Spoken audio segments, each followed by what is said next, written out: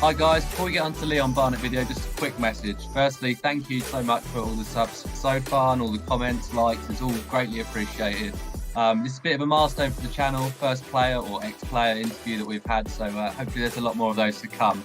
And also, yeah, mainly my issue, but we are having some bandwidth problems. What Joe's trying to say is he's trying to get it outsourced from Turkey, any dodgy European countries, and bring it back to England, English internet, because, yeah, we're not best pleased.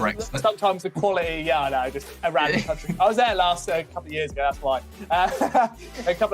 So we don't want to bring out the worst quality videos. We've had a couple of comments about it.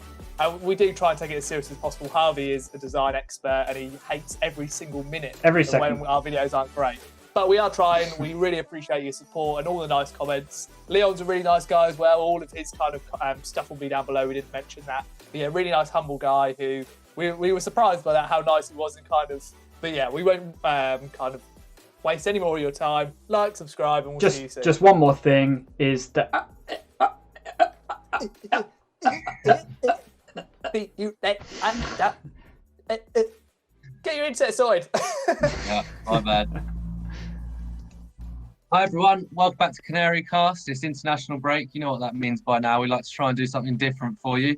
And this week we have got our first ever ex-pro on the channel, bit of a milestone for us. So we're delighted to welcome Leon Barnett. Leon, how you doing, mate? How are you, UK, mate? Yeah, very well, thanks. Jacob's here as well, of course. Jacob, you all right? Yeah, mate. As long as your internet holds out, then we're all good. Yeah, fingers crossed. Let's hope so. Right. Leon, obviously we want to cover mainly your years at Norwich, but I thought we'd start where it all began at Luton, because there's a couple of parallels to draw there with the, Max, Jamal Lewis, sacking for Mayweather, all coming from Luton.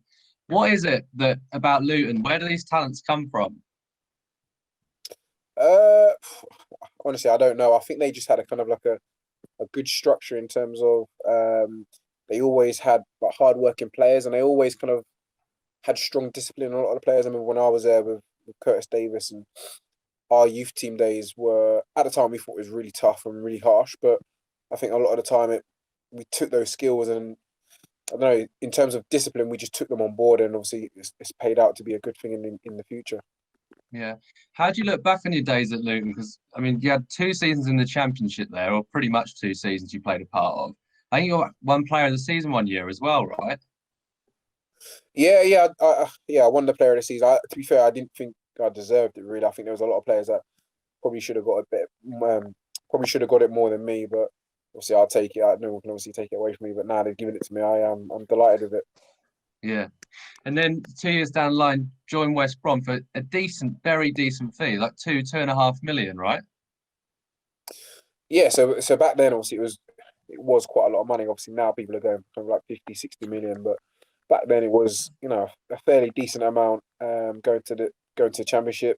I know West Brom had just got relegated the season before, so I kind of knew that they were kind of favourites, but I didn't think they'd get promoted straight away. And to be honest, I didn't think there would be a team that would be interested in my ability. But yeah, I went there and I loved it, really. That was a very enjoyable time, and there was a massive lesson learned when I was there.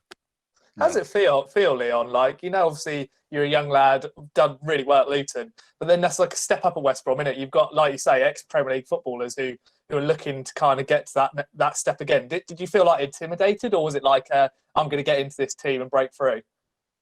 Yeah, because I think at the time I was only kind of like 20, 21, so I was walking into the change room with people that have played in the Premier League and international level, and I don't know, I didn't really believe in myself that much. And I remember walking into the change room, and I think it's quite daunting when everybody there is probably older than you and they've got a lot more experience than you. And then I remember walking in, and there weren't really that many spaces, so I kind of like snuggled in between that Paul Robinson, which was the next Watford player, Watford through and through, absolutely hated Luton.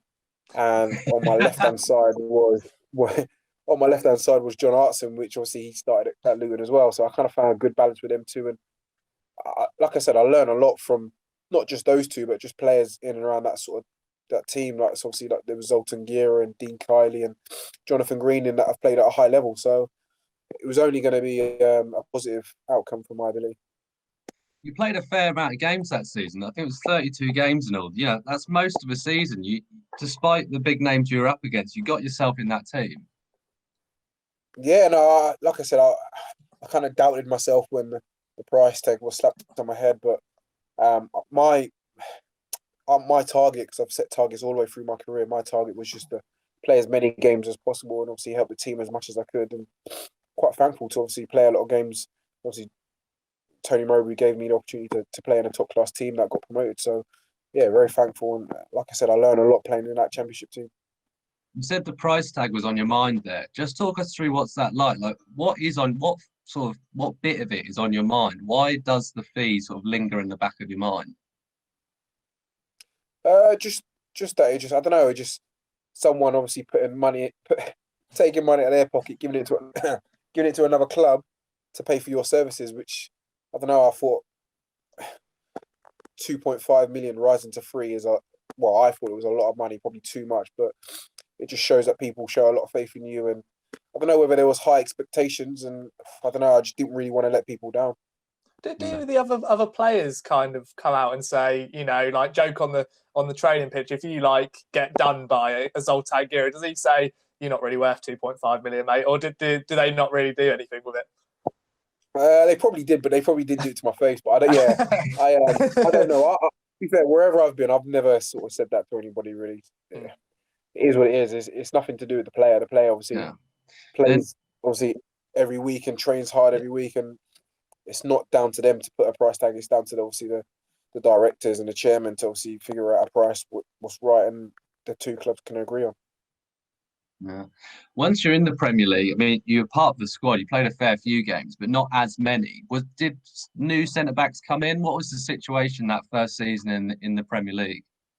Yeah, so in the Championship season, I played a fair amount, and I thought, yeah, I've got a good chance of maybe starting a few of the Premier League games. It's only natural, obviously, once you go up a league and obviously go into the best league in the world, the Premier League. The managers, the fans, the coaching staff, everybody's going to want to see their best squad. At times, I didn't think I should have been starting, and that's just my honest opinion. But I think obviously the manager knew that I was still quite young, still learning the game, and obviously the Premier League was a big step for me to take. And he did bring in, I think he brought in 2 or 3 centre halves, which I didn't really mind. Really, I just thought it's a challenge. It's another challenge that I need to overcome. And seeing how they played, obviously I thought, well, they do stuff that are good in their game. I need to maybe bring it into my game. So yeah, it challenged me both ways. I quite like the kind of the challenge of trying to break into the team and take someone else's place. Sounds harsh, but football can be a bit of a harsh game. Yeah. So, I mean, them arriving and you playing less games, was that the reason behind the Coventry loan? Like, was that your decision or was that the club's decision?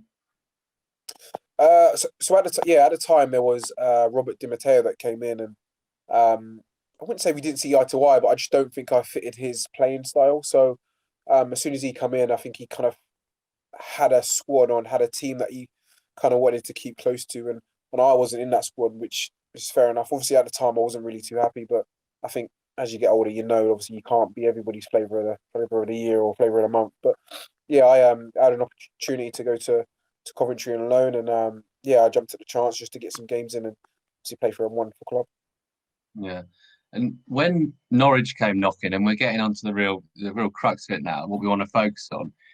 When Norwich come knocking, it's obviously a loan bid initially. At the time, are you thinking the same as the Coventry move? Are you thinking, right, I just want to get out, play some football? Or do you think West Brom were trying to shift you like permanently? Did they want Norwich to buy you? And, it was a loan, but what was the situation behind it? Did either club want permanent? Did you want a permanent? Well, I just think this is just from my experience. I think when a club wants you to go on loan, you're not in their plans, if you know what I mean. They want you out. So I think it is another way just saying, you know what, we're willing to let you go and you part ways with a club and find another club. And to be fair, like I said, that when I was at West Brom, I didn't really think of it that way. I just thought, I'm not playing here.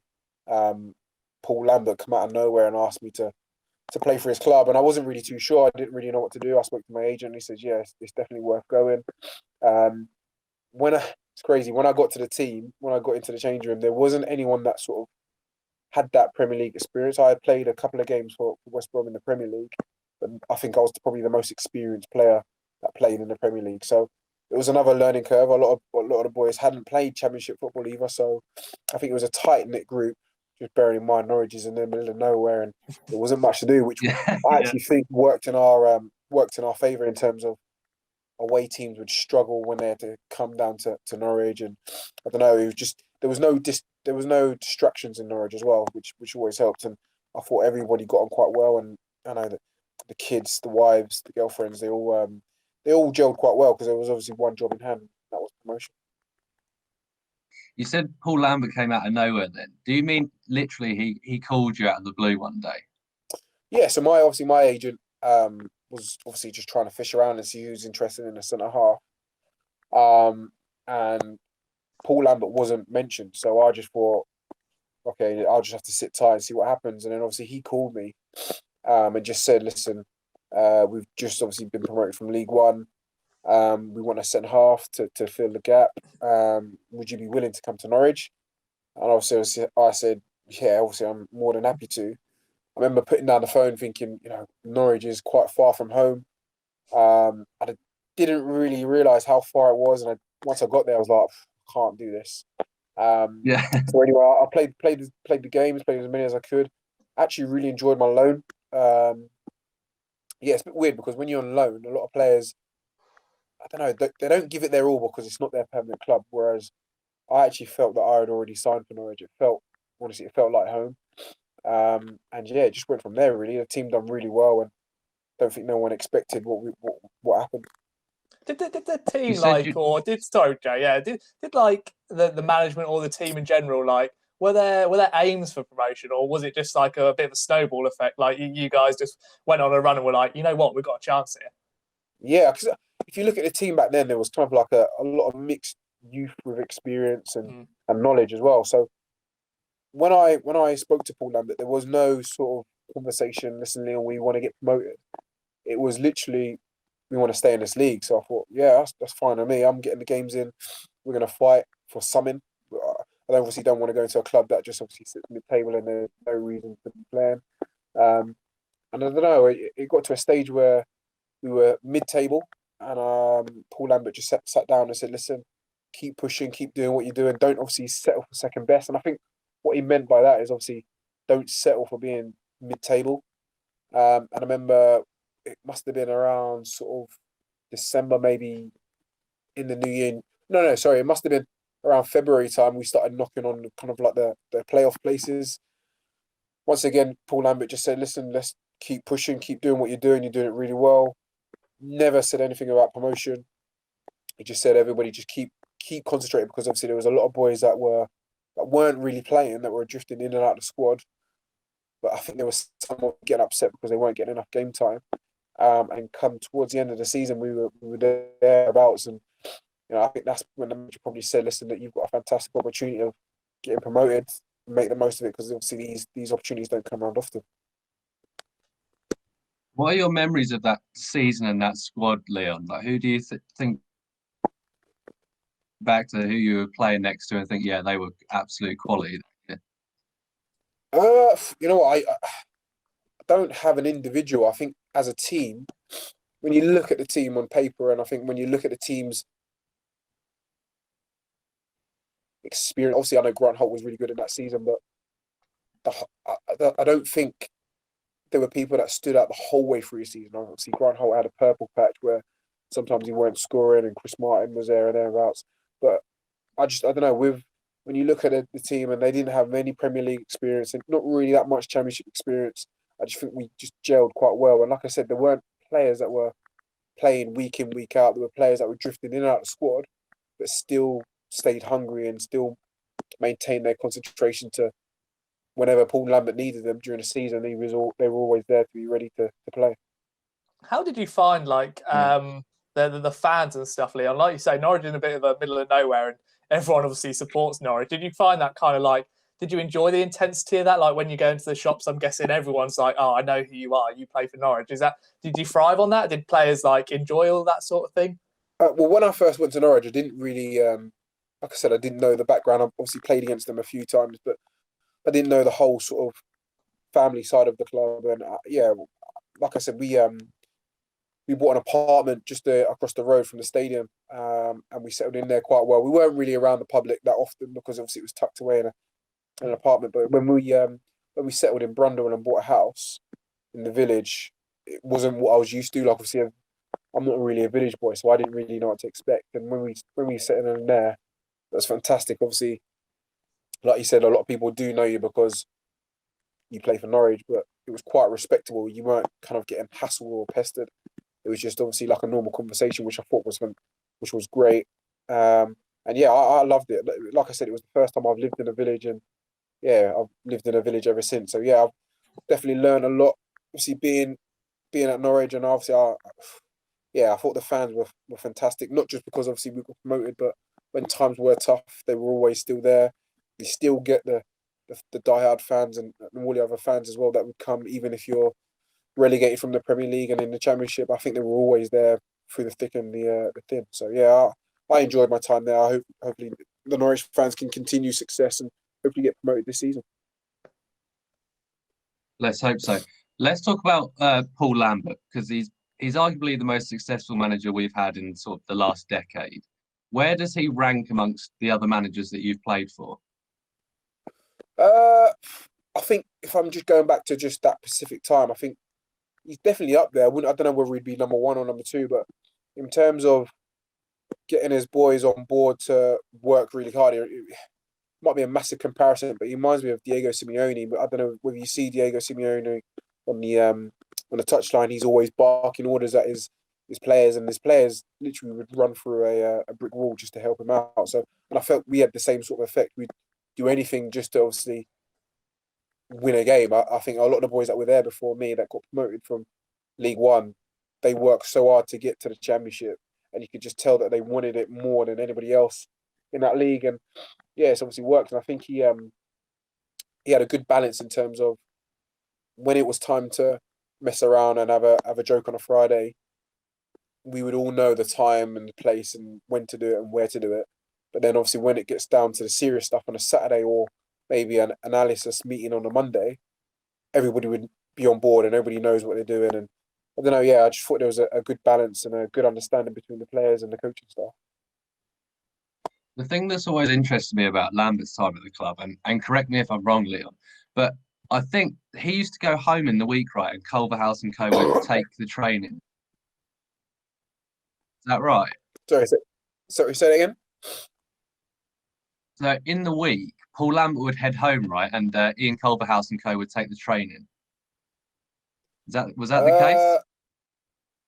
To be fair, I don't know. Like managers, wherever I've been, managers always have the odd day off, or I don't know, they might travel over for whatever reason. But for us, I didn't even realise if he did. But for us, whoever took the training session, we would always be 100% because if Ian Culverhouse did take the training session, he'd always report back to Paul Lambert and say, listen, this one's been messing around or this one's worked really hard. So if he wasn't there, I don't know. I don't think anybody there made it difficult for Ian Culverhouse or anybody that was taking training. So yeah, I just think everybody's on the same board. I think if there was someone messing around, I think the players would be the first to say, listen, you can't mess around. Obviously, there's a job to be done and we need to do it properly. The squad looked after itself, sort of thing. That's good. So you won promotion that season. What does that feel like winning promotion from the Championship? Yeah, it is fantastic. Obviously, the one at Norwich is probably a little bit more special, just purely because it was out of nowhere. No one expected us to be promoted. I think everybody literally thought we was going to get relegated or maybe just finish above the relegation zone. And it just shows the Championship is one of the leagues that's very hard to predict who's going to win. But yeah, just going into the change room and not knowing anybody really, not knowing what their experience was or where they've played like previously, and kind of being written off and going in that change room and sitting next to a few of the boys and just I don't know, they were just really welcoming, and I got on really well with their friends, their family and wives and stuff. And yeah, just everybody, just like the media, I think they writ us off. I think that a lot of teams underestimated us and they didn't realise how good we were until obviously we played against them. And yeah, it was just kind of like a sweet thing to finish it off, and the whole celebrations at the end, and like going to see. I think we met the mayor and the open top bus. I think it was a fantastic time to top off the season. But yeah, it's something that I'll never forget. You said that it was a really close-knit bunch with the players' partners, and everything like that. Is that quite rare in football? I do think it is quite rare. I think especially it depends on the location as well. I think I don't know when you're in Norwich, there's nothing to kind of like distract you as well. So that obviously works in our favour. And I think just everybody was, I don't know, just everybody must have had something in common because everybody seemed to get on. There wasn't sort of any arguments. Actually, there was a few arguments, but they were happy to leave it on the pitch. I remember walking into the change room and I was sitting next to Simon Lappin, and I remember the first day training. Actually, first morning, I'd obviously go in and say hello, and he was the nicest, honestly, one of the nicest fellas I've met there. And then I got to the training ground and he was effing and blind and then telling me, I should be doing this. And I thought, this can't be real. Obviously, he was a completely different person to what he was in the morning compared to what he's in the training ground. But then when we walked back into the changing room, he was completely nice as pie. And I actually thought he was deluded or something wrong with him. He just shows that whatever was said was just obviously left on the training ground, and it's obviously something that you can work on. And obviously, he wanted the best out of me, and I didn't really take it too good at the time until we got in the change room and he was all nice as pie. And it was just something that obviously, as a young footballer, that you need to get on with. If someone says something to help you, you don't take it too personal. You just get on and deal with it and leave it on the football pitch. Is there quite a bit of that when you move club? Like, is it? I imagine it's quite hard going into a new dressing room. I imagine there's quite a few personalities in there, and it's hard to find your place. Is that the case? Yeah, definitely. I think a lot of clubs and a lot of players handle it different ways. Like I said, that Simon Lappin story, that I bet that happens at plenty of other clubs, but a lot of people take it personally, and obviously it carries on through the season, and obviously it doesn't help the squad. But yeah, I think it happens all over the place, no matter what level you are at. I think it happens at international, Premier League, European football. Yeah, I think it happens all over the place. Yeah. So we go up to the Premier League and everyone's thinking, right, it's going to be tough, and you end up finishing 12th. Like, what an achievement with not only just with that squad, but with a club like Norwich, with the budget we would have had at that time and still do to some extent. But just what an achievement, Leon. Where does that rank in your career? No, that's obviously it's fantastic. Like I said, I think everybody wrote us off in the Championship and thought, once we did get promoted, we were going to come straight back down, and I think we just defeated the odds. Really, I think everybody just knew what the target was, and it was obviously not just to stay up, but just obviously make sure we made it difficult for teams to beat us if we couldn't. I remember Paul Lambert saying that if you can't win a game, draw it. And I remember him saying don't lose 2 in a row, and little stuff like that was little challenges that everybody would take on board. And when we went over that white line on the pitch, we just made it tough for a lot of teams. Probably not for Liverpool, but yeah, we tried to make it very difficult. Yeah, we tried to make it as hard as possible, and especially in that first season, I thought we'd done really well. There's not many teams that can kind of like hold their own and mix up their sort of football as well to adapt to the teams that we're playing against.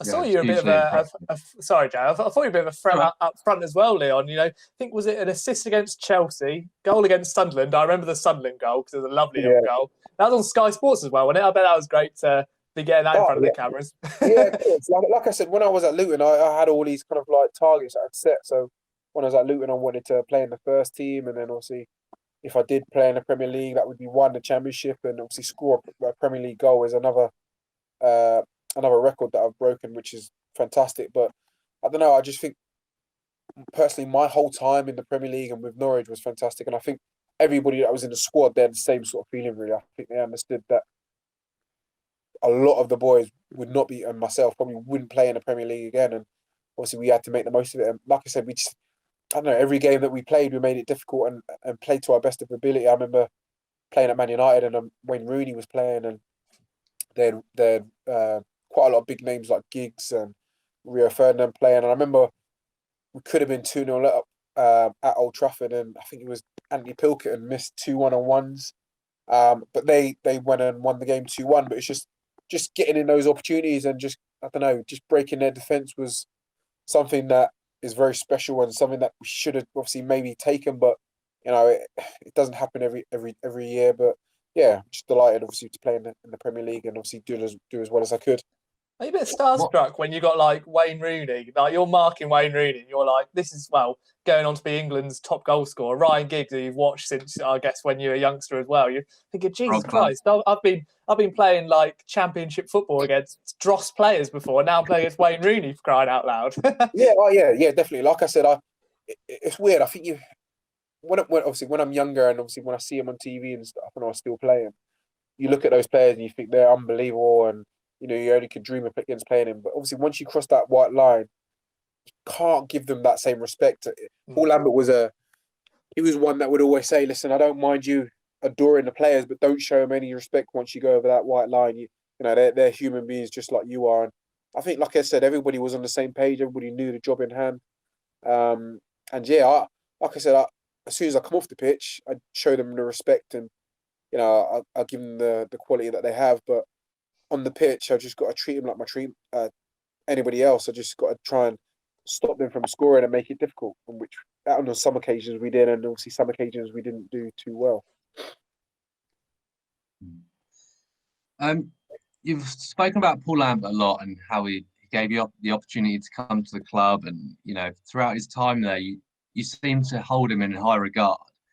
But at the end of that season, Villa obviously come knocking and they're interested in Lambert, and he eventually goes, and it wasn't the smoothest transition. Like I think that both clubs had to agree compensation in the courts eventually. It was a bit messy. But what is the mood like personally and in the Norwich camp when it's announced that Lambert's going to Villa? Yeah, it's a bit of a mixed one, really. I think it was a season where we were doing okay, not too bad. And I remember obviously he was having a good season in terms of he was getting the wins like any manager wants to get. I remember the team doing okay. And it's just like a player, really. I think if there's an offer on the table to play for a massive club, I'm not saying obviously Norwich aren't a massive club, but for a team that are very established in the Premier League, you're probably going to consider it and weigh up and see if it's good enough. And I think a lot of people would think that it was probably wrong of him to go at that time of the season. Like I said, I disagree. Obviously, it's down to him whether he wants to go or not. Opportunities don't really happen that often, and I don't think it worked out as well as he thought it would do. But I think Norwich have got to give him a little bit of respect. I think he took them into the Premier League, and it's been a long time since we was there. And for me personally, I don't regret him going. I think he was fantastic when he was there. But like I said, opportunities don't come around often. I think if that was me, I'd probably do exactly the same. And it's a tough one. I think it's not going to please everybody, but in my opinion, I probably would have gone because, like I said, you never know when that opportunity is going to spring up again. Yeah, I remember being annoyed about it at the time. I even remember thinking it was a bit of a sideways move, which probably shows my Norwich bias more than anything. But Jacob, what's your memories of that period? Like when Lambert left and Chris Hughton comes in? Yeah, mate. Yeah, so go on, Leon. Sorry, you go, mate. No, you go, mate. So for me, as a Norwich point of view, I thought the same, Joe, mate. I was like, why is Paul Lambert leaving us? We've had a good season. Villa, I think, finished below us. Alex McLeish had a poor season. I think it was the final game of the season. I don't know if you remember, Leon. Both fans were singing Paul Lambert's name, and he gave and clapped to the Villa fans. And from that moment, I thought, he's gone. I don't know if you thought the same. Yeah, a lot of people thought that. Even like one or two of the players just thought that because obviously there's rumours circulating that you're going to go to Villa. But it was a bit of an interesting one. I just thought his head might have been a bit halfway there, if you know what I mean. I think even when you're at a club, you don't show that club respect in terms of giving them a clap when they're shouting your name. Like I said, he told us not to show the opposition respect. And I remember that at home, they were kind of clapping and singing his name. And I did think that was probably a little bit disrespectful. But it's just one of those things that only he'll know why he did it. And you just got to move on, I suppose. Is it difficult? Is it difficult, Leon? Like when obviously, like us as fans, we're so passionate about it. Like as a footballer, I guess like in any, you take it as obviously like a job. And like if we got offered more money in our job from a different company, we'd take it. Is it weird for you to go, or like is it difficult to kind of come across like this is my job sort of thing? I guess fans like have a berate you all the time, like oh, why have you moved here? Why have you moved there? But I guess you kind of look at it like you say, as a manager or a player, it's just their job. It's one job to the next, really. Yeah, and I think sometimes money doesn't come into play. Maybe when you're older and you come into the back end of your career, maybe it does. But in terms of when you're younger and you've got a chance to, I don't know, play for a good manager that's played at a high level, or play for a team that's, I don't know, be challenging to get promotion or play in the playoffs. I think that's more of a pull, more of a drive for a player to go. I think, yeah, like I said, when you're older, money and see, because you obviously, once you finish football, the same pay is not going to be there. So yeah, it's different scenarios, different targets, different mindsets, I suppose, that all players that probably have to overcome at some stage in their career. So Chris Hughton comes in, and I'm assuming the players find out when the fans find out. Is that the case? Did the club you find out, or did you already know at that point that Chris Hughton was coming in? Like I said, I think there's obviously rumours that circulate around the club, around the fans, and obviously no one's blind. Everybody reads the papers as well, so we kind of knew that he was favourite. But I think he did come in a couple of days before it was announced, and just said, obviously, I'm coming in. This is what I want. This is my coaching staff. This is our target. And yeah, obviously, once it was announced, everybody knew, and it was a job that we all need to jump on board and try and work with. When he did come in and say, "Look, this is what I want. This is my staff." Can you remember the feeling around the camp, or your personal feelings at that point? Did you think it was a decent appointment? Did you think it would suit your own football? What was the general consensus? Yeah, I think as a group, when a new manager comes in, your first sort of thoughts are, if I'm playing, am I going to play under this manager? Or if you're not playing in the squad, they might think, you know what, I've got a chance now. Paul Lambert didn't really give me the opportunities that I wanted. So I think for everybody, it does boost your squad in one way or another. But for me personally, I didn't really know what to think, really. I take every manager as the same when they first walk in the door.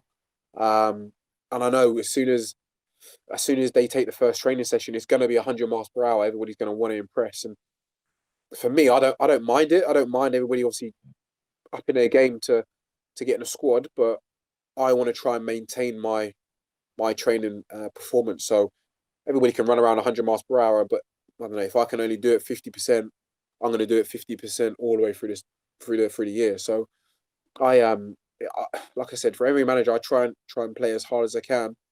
I'm going to try and make it last. I don't think I probably played as many games as I wanted to under Chris Hughton. Once again, I think it goes back to a similar sort of playing style that Robert Di Matteo had. I think that they want to play with, I don't know, ball playing centre halves that were probably a lot smaller than me, and I don't know, weren't going to head it as much. They just wanted to be able to play the ball out from the back, which I can understand now that obviously football's changing a lot now, where in terms of not every goalkeeper is looking to pump the ball up by the halfway line. They're kind of looking to play out from the back. But I don't know. I think a lot of clubs have got to be very careful on that, in terms of everybody's looking at Barcelona and they're looking at this tiki-taka football, and they've got to realise they haven't got sort of Busquets and Messi to pass the ball onto. I think you've kind of got to show a little bit more respect to the players that you've got, and you've got to play whatever style the majority of the boys can play with. There's no point playing with, I don't know, being a manager of Stoke and trying to play like Barcelona. So yeah, I just think you've got to adapt to the boys and not the obviously another team that you've seen on the TV. That you played less games that 12-13 season under Chris Hughton. What's the writing on the wall? Did you know that there was a sort of a loan move or a permanent move around the corner? Did you have your eyes set on that, or were you fully focused on, right now, I need to get into this Chris Hughton Norwich team? Yeah, at the start, I wanted to get in the team. Like I said, I thought I had a chance. I wasn't going to obviously stop until obviously I speak to him and he says, "Listen, Leon, you can go out on loan." Later on in the season, we did have that chat, and yeah, we both agreed it's probably better that I did go on loan. And yeah, like I said, I didn't really want to leave Norwich. And obviously Cardiff come up, which was an opportunity that I couldn't turn down. I think they done all the hard work, and I just, like I said, come in to fill in the gaps, and they got promoted. But yeah, it was a bit frustrating when they called me back. But it wasn't just obviously because I didn't want to come back to Norwich. It was just purely because Coventry. It was because obviously Cardiff were about to pick up their trophies on the Saturday, and obviously I got called back on a Friday, so I obviously missed out on all that celebration. So I don't know, I must have played about 10 games and crossed the line and got them promoted. But then obviously Chris Hughton said to me he wanted me back for the Stoke game, and I got the impression that I might be starting.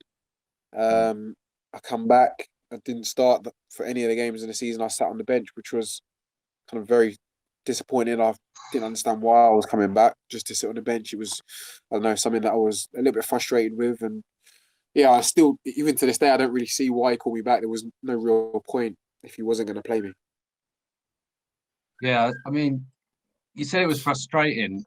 I imagine that really, well, pissed you off, to be honest, because like you didn't get your trophy from Cardiff and you come back and sit on the bench. Like you said, I know you said you were frustrated, but it must have really pissed you off, Leon.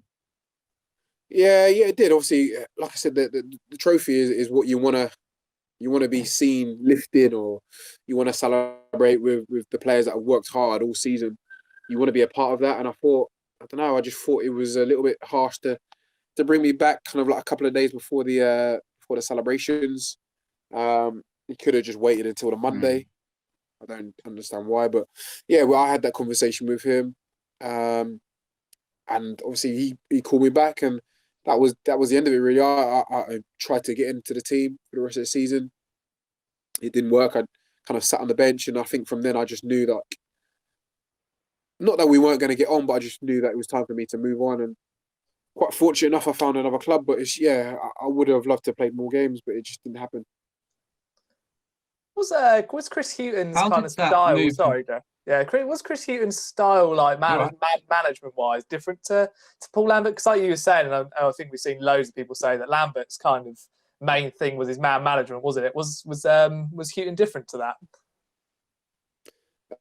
Yeah, I think it was a little bit different. I don't think obviously Chris Hughton is a very good manager, but in terms of training ground sort of encouragement, I don't think he had that there. I think he was more sort of just analysing everybody, and I think Paul Trollope was the one that used to kind of take training more, and whereas Paul Lambert used to be hands-on. He would take training and he'd be vocal, and if you weren't sort of giving it 100%, he would let you know about it. So yeah, I think they have their own sort of philosophies, but I don't know. I suppose they both had different challenges as well. So I wouldn't want to compare one another.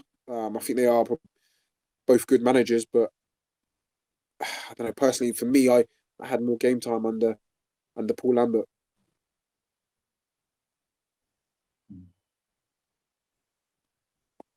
You alluded to that move to Wigan that you eventually got that summer. How did that come about, Leon? Because it was a good move. Like, you were playing Europa League football your first year, right? Yeah. So that move kind of come out of the blue. I remember obviously Grant Holt going there in the summer, and I was thinking, even for him, he had a half decent season. I'm thinking, wow, he got a decent move to Wigan. Bearing in mind they've just gone down, but they've won the FA Cup, and I thought, wow, that's fantastic. Not thinking that I'd be there kind of like a couple of weeks later. So I don't know whether he had anything to do with it, but yeah, it worked out to be a great move for me personally, and in terms of obviously ticking off another record or another dream that I've always wanted to do. And like I said, that was a club that I couldn't really turn down. Obviously, they've just won the FA Cup and they've got a chance to play in the Europa League. So yeah, it was a massive sort of pull for me. And like I said, the money didn't really come into contention there. Like I said, I wanted to play in the Europa League, Community Shield that they were in, and yeah, I just wanted to be a part of a team that probably going to show me a bit more game time than they would do at Norwich. How does that feel as well, Leon? You know, like, I think you scored in the Europa League, didn't you? Do you stick that on the CV and go around and say, yeah, you know, this is Europa League goal scorer, pay me some respect? I scored, but obviously I wouldn't really. That wasn't sort of on the cards to score. It was just obviously play as many games as possible, and quite thankfully, I managed to score. But yeah, it's a fantastic time. Obviously, I've not played in Europa League for anybody else apart from Wigan, so it was always a special time for me. And obviously, to spend 3 years there was a bonus. Mm. You said you always had goals throughout your career and what you wanted to achieve at certain clubs. So, was playing European football ever on the radar? Like, did you ever think, yeah, I'm going to be playing Europa League football or Champions League football or whatever? No, I didn't. I didn't think it. Obviously, you watch Europa League or the Coca-Cola, not the Coca-Cola Cup, but there's some European championships that they used to call it, and you watch teams in there, but you never. Personally, I didn't think that would be a dream that would come true in my my football career. But like I said, it has, and I took it with both hands, and that was one of the massive reasons for me to go to Wigan, just to play in the Europa League, and like I said, the Community Shield, and be a part of a team that done really well that year.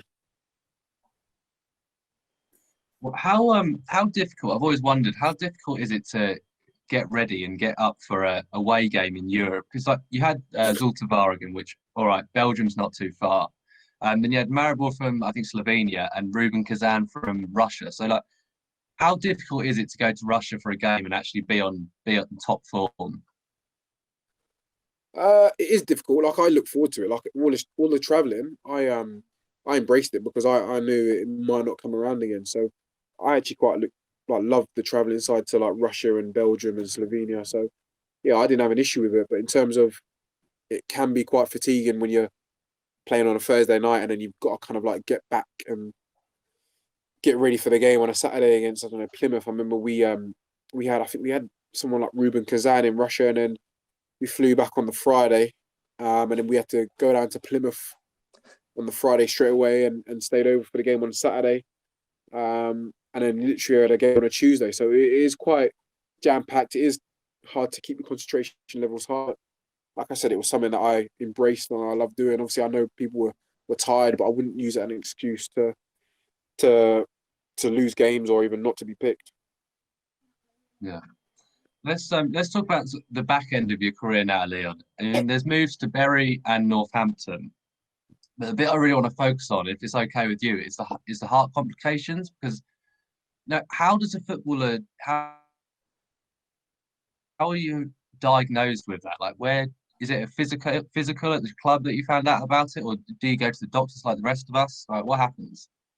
So it's a little bit weird because obviously when you do kind of like medicals at football clubs, you kind of expect it all to be sort of checked out. But when I had all the medicals from like Norwich and Wigan and Luton and stuff like that, they were never sort of picked up. You do like an ECG, but I suppose they don't sort of go into depth on a heart scan really. So I don't really know how they kind of picked up on it. I remember speaking to the physio at Northampton, and he was the one that sort of put him in a direction straight away. I remember we were playing at Wycombe. I think it was the League Cup first round on a Tuesday night, and I remember just running back towards the halfway line, and it was there kick, and I thought, you know what, I'll turn around, and everything just felt like it was whizzing around me, going really quickly, and I just couldn't really react to it, and I just thought I'd play on because obviously it was only kind of like 60 minutes into the game, and then obviously it happened again later on in the second half, and I just obviously played the rest of the game, and the game went to penalties, and I just spoke to the physio afterwards, and I just said, had this funny feeling, and he just said, not a problem. And I don't know why he thought go to see someone about your heart. So on the Thursday we went to a cardiologist, which is someone that reads your heart rate and how it works and stuff like that. And then I had literally on that, I think it was on that day, I had like a small sort of device that could read your heart rate and how quick it goes, like during training sessions and in matches and stuff. So that was only like a little procedure. After 10 days, I was back in training. And I think 2 weeks I was ready for selection. And I remember playing Bury at home on a Tuesday night again. And it was around the 94th minute. I had the same sort of feeling. So, I sat down and stopped the game, and the referee said, do you need any help? So I said, yeah, is it all right if I speak to my physio? Physio, come on. And he said to me straight away, is it the same sort of feeling? I said, yeah, it is. So the next day, I drove back up to Birmingham just so they could read the sort of data that they downloaded. and the man asked me, am I okay? And I said, yeah, I feel totally fine. He says, do you realise that your heartbeat was going over 300 beats per minute? And I said, well, no, I don't really know what that means. He said, if it was any other normal person, they possibly could have blacked out or fainted. So because I was used to doing high intensity sport, I was managed to stay on my feet, and I was actually okay. But yeah, it's obviously something that obviously ended my career, and obviously a little bit frustrated about, because obviously I don't know whether I would be playing, but I still would have had the ability to play. But yeah, it's cut short not from an injury, but just from an illness that has nothing to do with me, nothing that I can obviously help. I was going to say, Leon, like, how does that feel like as a player? Kind of, you started obviously from very, very young, and then obviously you've had a really good career, always had a club, never had a problem there. How does that feel to kind of just get cut short? Do you kind of feel like a bit lost, a bit like, what do I do next? Or yeah, so I retired at 32, but when I got to about 30, I kind of put in place like a plan, or just kind of like prepared for when I retire. And my retirement age was hopefully going to be about 35. So it was difficult, obviously, to take at 32 that you get told that you can't play football no more. That was obviously very hard. I think football obviously was my first love, and I suppose it still is really at the moment. But yeah, just to be, I don't know what I thought I'd be kind of retired because of a knee injury or an ankle injury or something like that. I didn't think it would obviously be like a heart issue, but yeah, it's very disappointing. Like I said, I love football, and so I can't play no more due to that issue. But yeah, I watch it every now and again, and try to learn from it, and coach some of the boys that I coach. So yeah, I try to do my best to stay in the game, but yeah, it's obviously very disappointing to retire from a heart issue. How difficult is football to replace, and what have you done to replace it? I know you've got your academy. I've heard you on Radio Norfolk recently. What are you doing to keep busy? Well, when I was playing, I kind of like looked after my money, so I invested quite heavily in houses. Like I said, I run my football academy. Yeah, I do kind of like Radio Norfolk and BBC Northampton as well. So that obviously keeps me busy, keeps me in touch with the game still. So yeah, just anything football keeps me interested. Obviously, I like playing golf every now and again. Obviously, due to lockdown, we're not playing at the moment. But yeah, just anything that keeps me active, really. You mentioned lockdown there, and as an ex-pro, I wanted to ask you this: how much of a difference will not having a crowd at Carrow Road or anywhere make to the players when they're on the pitch? Does it make a difference or not? Oh, massively. I think a lot of people probably think it doesn't make a difference, but it makes a massive difference, and especially when, I don't know, if you're on a home team and they say you're losing kind of like 2-1 in like the 85th minute, if there's a crowd that they're going to get on your back and, I don't know, I suppose act as that 12th man to give you an extra push in the last 5 minutes. But yeah, it does work in your favour. I think for some players it doesn't really help them, purely because they can't really adapt to obviously being not abused, but when the fans are on their back, they don't like playing under pressure. So I suppose for some players they don't mind not having the fans, but for me personally, I think when you're playing, I don't know, it just seems like a friendly. It doesn't have that same sort of competitive edge about it. And in terms of when I'm commentating it, I remember going to the Luton Watford game, which was supposed to be a massive derby, and it was very flat. It wasn't no intensity. There was no sort of fierce tackles that you would get. It just felt like another sort of friendly game, which was a bit disappointing. Yeah, absolutely. Jacob, I'll bring you in here, mate. Any questions you want to get off your chest? No, I think that's all good. I think Leon's kind of covered it all, mate. Really appreciate you kind of coming on, mate, taking our time up, and kind of it's been brilliant, really, mate. Thanks for kind of sharing everything, really. Nah, not a problem, mate. Thank you. Yeah, thanks ever so much, Leon. Genuinely really appreciate it.